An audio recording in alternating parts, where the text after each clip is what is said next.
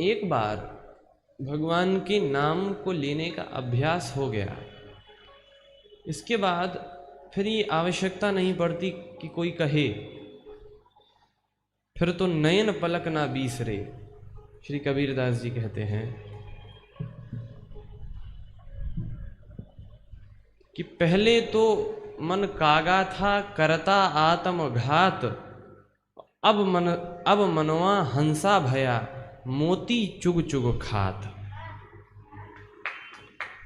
तो लेकिन वो मन को हंस बनाना पड़ेगा, और उस मन को हंस बनाने के लिए वो एक शुरुआती जो गति है वो तो प्रदान करनी पड़ेगी। नाम संकीर्तन में तब तक रस व्यक्ति को नहीं आ सकता जब तक अच्छी खासी नाम संकीर्तन का अच्छी प्रैक्टिस ना हो, अच्छा खासा अभ्यास ना हो। तो जैसे रेलगाड़ी है, वो अपनी पूरी गति तभी तक पकड़ती है जब तक पहले उसे चलाया जाए। पहले वो धीमी गति से चलती है, फिर वो तेज होती है। तो हाँ, हम चर्चा कर रहे थे, एक संत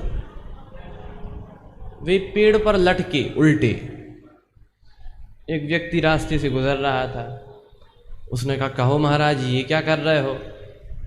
सो संत बोले, दिखता नहीं है, हम नाम जप कर रहे हैं। उसने कहा, ऐसे भी कहीं नाम जप होता है? माला तो कहीं दिख नहीं रही, माला कहाँ है? तो वो संत बोले कि अरे तुम क्या समझते हो, नाम जप केवल माला ही से होता है? कहा, हाँ, बिना माला के क्या नाम जप हो?